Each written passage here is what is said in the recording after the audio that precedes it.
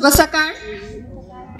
आदरणीय व्यासपीठ तसेच कार्यक्रमाला उपस्थित मान्यवर तसेच माझ्या विद्यार्थिनींनो, सर्वांना प्रजासत्ताक दिनानिमित्त हार्दिक शुभेच्छा.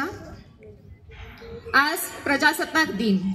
उत्सव तिरंगाचा, उत्सव तिरंग्याचा, उत्सव प्रजासत्ताकाचा, उत्सव प्रजासत्ताकाचा, उत्सव लोकशाहीचा, उत्सव लोकशाहीचा, उत्सव नागरिकांचा, उत्सव नागरिकांचा.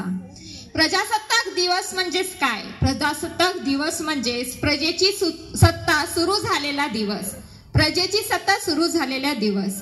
आपल्या देशाला प्रगतीच्या विकासाच्या वाटचालीवर आणणारा दिवस म्हणजे 26 जानेवारी प्रजासत्ताक दिन होय.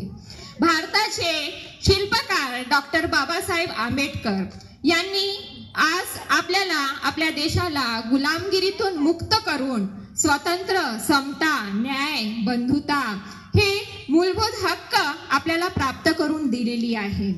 कुठलेही देशामध्ये भेदभाव नसताना आणि सर्वांना समान अधिकार, सर्वांना समान हक्क मिळावा यासाठी आपल्याला जगातील सर्वात मोठे संविधान प्राप्त करून दिलेले आहे.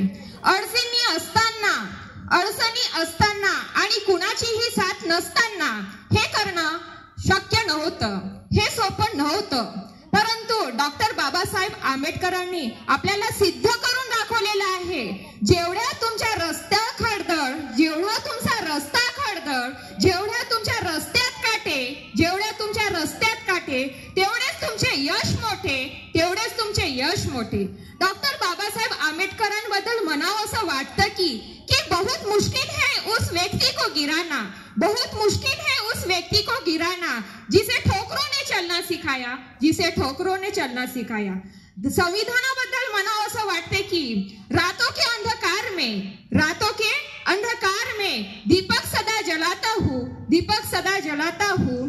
मैं भारत का संविधान हूँ, मैं भारत का संविधान हूँ. सबको राह दिखाता हूँ, सबको राह दिखाता हूँ. शेवटी जाता जाता सर्व वीर जवानांना, शहीदांना माझं विनम्र अभिवादन. जय हिंद, जय भारत. धन्यवाद.